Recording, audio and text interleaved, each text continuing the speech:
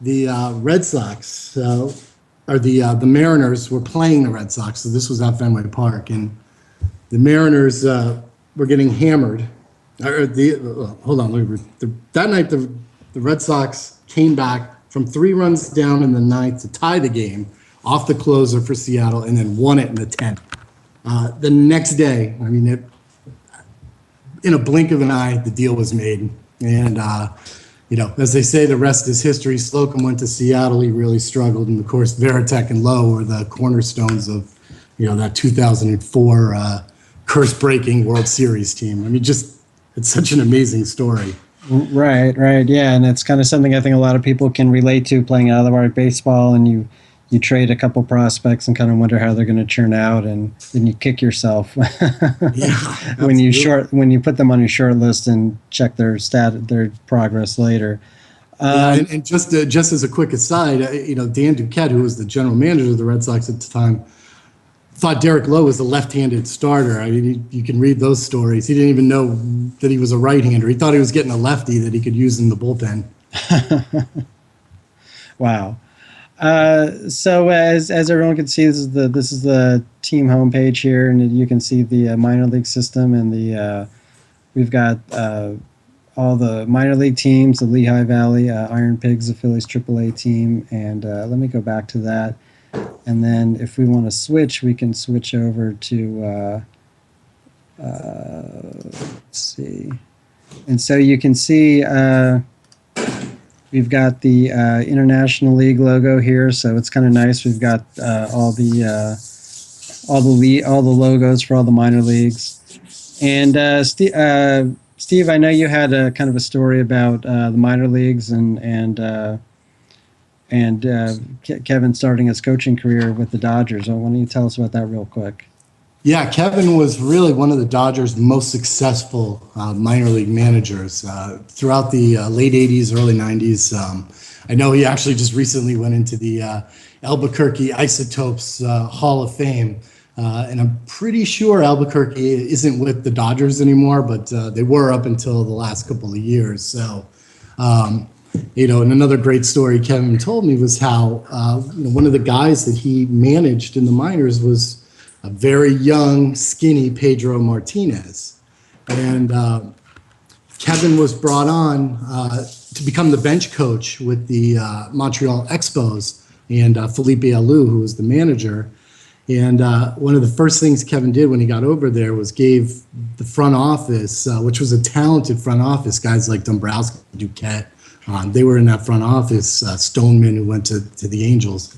And Kevin gave his notes on Pedro Martinez and said, you need to go get this guy. And Montreal did. And he was incredible for Montreal. And actually, when Dan Duquette left Montreal and went to Boston, one of his big things he did was, again, make a deal to get Pedro. So the famous Tony Armas Jr. and Carl Pavano deal. So, right. At the time, Kevin really knew that this kid coming up in the minors was that top prospect. Right, great.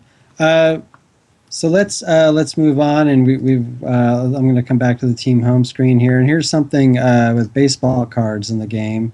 It's kind of a new way we've handled it here in the game. It was kind of buried in the past, and something we kind of haven't talked about a whole lot for this version. But you can then you've got all your players here, and you can then click create baseball card, and boom, there we've got a nice baseball card of the player. One trick you can use if you're not really into baseball cards and maybe you find things moving a little slowly in the game is you might want to turn that off. That's in the settings if that's something that's kind of bugging you. We've got the roster screen here. We've got all the players. As always, the rosters, there will be continuous roster updates up through opening day. All the players are rated. We're using Pacoda again this year, so everyone's ratings. For example, let's take a look at Cole Hamels. All his stuff is they're all based on that from Baseball Prospectus, which we've been using for a couple years. And I want to show you something else that's kind of cool that hasn't been talked about a whole lot, and that is here in the stadiums. So we've got for the 2D images, as you can see, we've got the 2D version of Citizens Bank Park here. So what we did was we took the 3D model and created a 2D rendering out of that. So rather than that old Citizens Bank Park picture that we've always had up there, you can now, you're going to have the 2D rendering for each of the 30 Major League stadiums. And if anyone's curious about that Citizens Bank Park photo, that's actually one that Andreas, who works with Marcus on the game, took several years ago, and we have the rights to that. That's why we can't just use any photos we want for the 2D stadium images, because we'd have to get the rights for those, and you typically have to get them from Getty Images, and that's not cheap.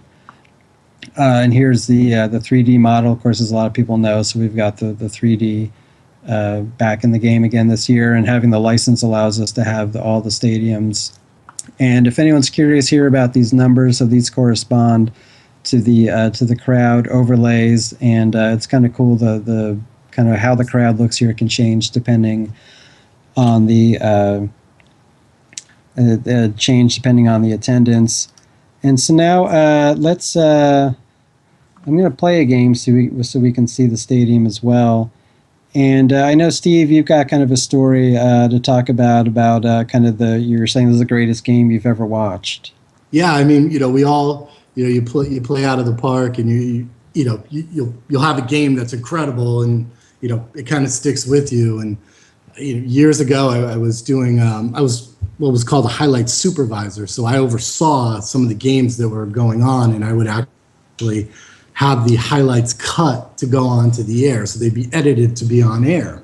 And one night, just your typical, this was at Fox for a show called The Final Score. It was just your typical 9-5 game. It was the bottom of the ninth. The Padres were beating the Dodgers 9-5.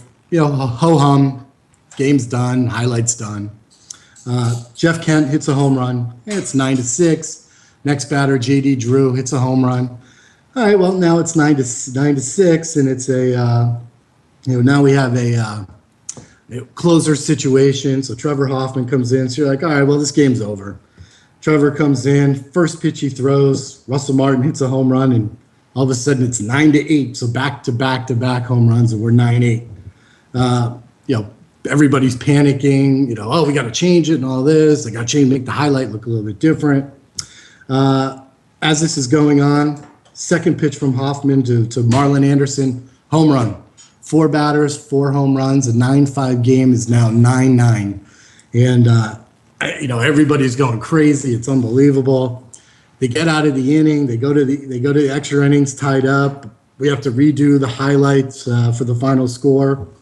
Top of the 10th, the Padres take the lead, and so we got to put that in. All right, well, this game's going to be over and everything, and. They go now to the bottom of the 10th. First guy up, Kenny Lofton, he walks. Next batter, Nomar Garciaparra hits a 2-run homer, and the Dodgers win.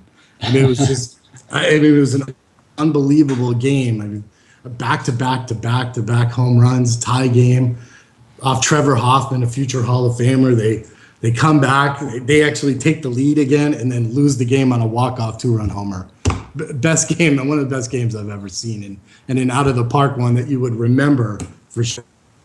Right, and you were mentioning you got the highlights on the air, huh? Within just like a minute of the game ending, you had all that. Think of if you were at home watching the show Final Score, you want to see what happened immediately, and as you know about the licensing and everything, you can't show the highlight until the game ends. Right. So you've got a producer who wants that highlight on his air as soon as that game ends. And you have changed this thing around so many times but it was, within a minute, you were watching it at home, within a minute of that home run. Wow. So I'm going to turn on game sound here. Can we hear the game? We might not be able to, because I think Jordan muted himself. One thing that someone pointed out to me that I wanted to demonstrate was, I know with the, we redid a lot of the sound in the game. That's something else that didn't get talked about a lot. And one kind of cool thing is it plays Take Me Out to the Ball Game in the 7th inning stretch, but I don't hear the sound. Do you hear any sound, Steve? I'm not. Yeah, we may not have any game sound right now. Yeah, because we've got that enabled. Well, that's okay. And you know, one of the things too in the game that we've added this year was rain outs and rain shortened games, which obviously, you know, we can't just kind of make that happen in a demo. As you can see, it's clear skies, 58 degrees, so very, very unlikely it's going to rain. But if it did rain in this situation, if it started raining right now, it's a 5-1 game, and if it rained hard enough, long enough, and the game was called, then obviously it would be long enough for it to be an official game, and the Red Sox would be the winners. So we're just gonna finish this up here, and I know you had a pretty good story, Steve, about Rick Dempsey and rain delay situation. What you want to talk about that? Yeah, when I was producing at the New England Sports Network, I used to do a nightly show, and what I like to do when the Red Sox would have an upcoming series, I'd like to preview that series and get the analysts from that upcoming team on the phone to talk about, get a feel for the other team. And the Red Sox were scheduled to play the Orioles. They had a 3-game series coming up, and Rick Dempsey was their analyst.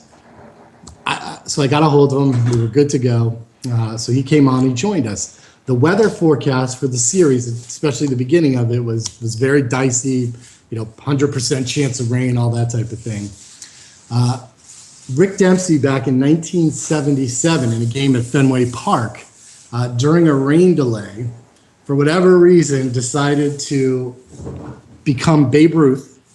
So he put a stuffed pillow inside of his shirt, walked up to the plate with the tarp on, called a shot like Babe Ruth, hit the ball, and then started running around the tarp in the pouring rain, dressed up as Babe Ruth, and eventually sliding into home plate, just on a whim.